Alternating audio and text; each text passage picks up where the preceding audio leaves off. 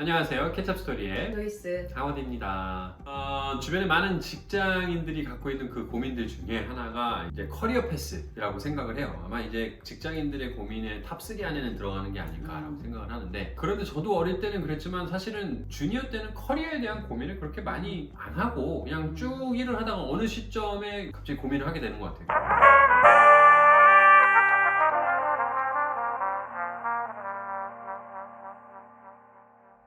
주니어 때는 좀 막연하죠. 내가 뭘 해야 될지, 뭘 하고 싶은지, 뭘 잘할 수 있는지 이런 것들에 대한 것이 없다가 이제 조금씩 연차가 쌓이기 시작하면서 커리어에 대한 고민들을 하게 되는 것 같습니다. 근데 그럼에도 불구하고 커리어가 내 맘처럼 안 되죠. 내 계획처럼, 내가 생각한 것처럼 움직여지지 않는 게 바로 커리어인데요. 조이스님은 옆에서 제가 보기에 좋은 커리어를 가지고 계신 분인데, 조이스님은 본인의 커리어를 어떻게 생각하세요? 주변에서 이제 저를 소개하거나 설명할 때 붙는 단어가 있어요. 커리어우먼. 근데 커리어우먼 해석하면 직업을 가진 여성이에요. 어떻게 보면 성평등스럽지 않은 수식어라고 생각을 해요. 그럼 커리어맨이라는 거 들어보셨어요? 아니요. 한 번도 안 들어봤어요. 근데 왜 여자들은 꼭 커리어라고 하시고 남자들은 안 붙이냐? 물론 제가 지금 하워드의 질문에 지금 이거를 논제를 이쪽으로 옮겨가고 싶은 건 아니에요. 그냥 커리어 우먼이라는 거, 직업을 이제까지 가져왔다, 커리어를 다 갖고 있는 여자다, 이런 걸로 저를 소개를 하는데, 하워드의 질문에 대답을 하자면 저는 커리어 관리를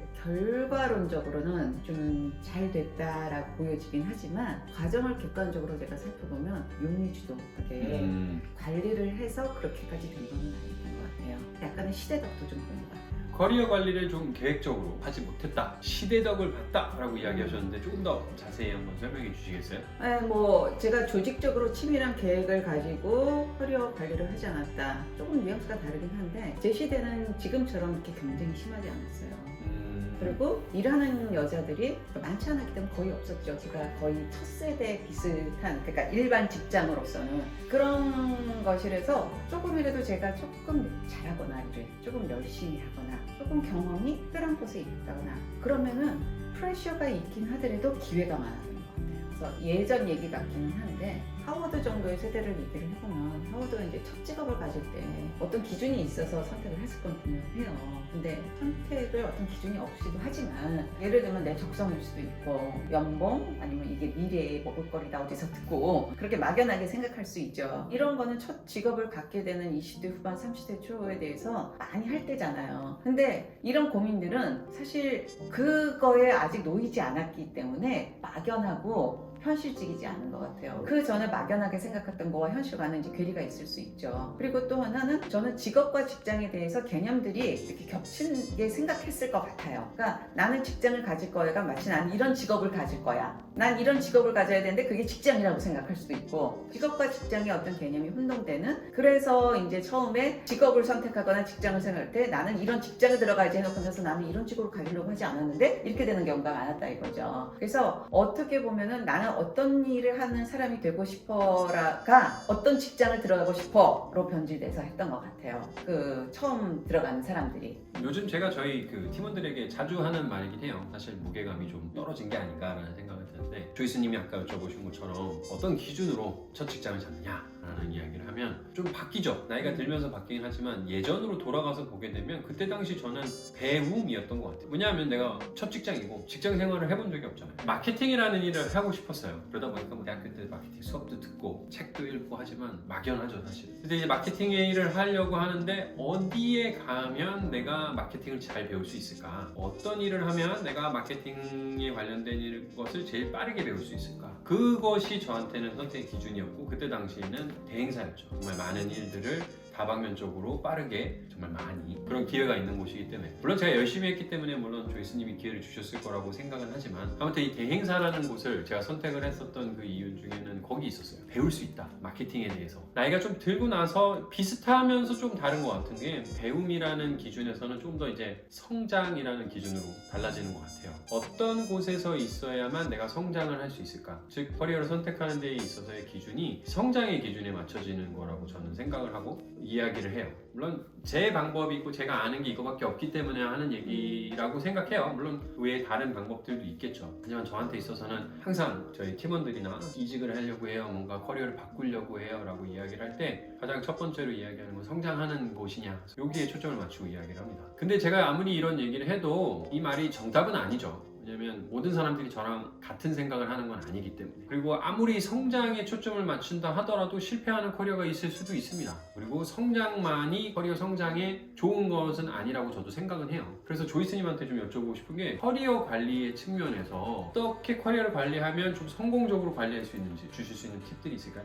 이런 얘기네요. 성공적인 커리어라는 게 주관적인 게 굉장히 많아요. 그러니까 내가 어떤 목표를 둔 위치, 포지션, 그 기준으로 내가 얼마만큼 도달했느냐, 이걸로 한면으로 측정이 되는 것 같고요. 그 다음에 주변 사람들이 나를 어떻게 평가하느냐. 그래서 커리어 관리를 잘했어, 커리어 쪽으로 성공한 사람이라는 건 내 주관적인 기준. 저도 되게 동의합니다. 내 눈높이에 따라서 결정되는 거라고 저도 생각을 하고요. 그날 말씀하신 것처럼 주변의 시선에 따라서 이 평가되는 면이 충분히 있다고 저도 생각을 해요. 그래요. 그래서 이렇게 각양각색으로 이제 개인마다 다른 커리어가 있잖아요. 그러니까 이런 커리어들을 어떤 계획을 무엇을 중점으로 두고 관리를 하셔라 하는 표현은 사실 너무 방대해요. 왜냐면 각자의 커리어가 너무 다르기 때문에 난 어떤 삶을 살고 싶고 어떤 커리어를 개발하고 싶고 다 다르기 때문에 이거는 이제 일반화하기가 너무 어렵긴 해요. 근데 커리어 관리를 할 때 최근에 드는 생각이 이거 두 가지를 염두에 두면 좋지 않을까 이런 생각입니다. 커리어 관리하면 일단 암묵적으로 동의하는 부분이 제 생각에는 어떤 영역에서 탑레벨 전문가가 돼서 굉장히 연봉을 많이 받는 거, 그게 저는 성공적인 커리어 관리라고 사람들이 생각하는 거 아닐까. 그렇죠. 커리어 관리를 왜 하겠어요? 돈 많이 받고 전문가 되기 위해서. 근데 하워드는 직장에서 이 얘기를 하기 위해서 전제 조건이 뭐냐면 구성원들 중에서 누가 가장 중심이 되는 연령대라고 생각해요. 30대 후반에서부터 40대인 분들이 아닐까요? 중요한. 맞아요.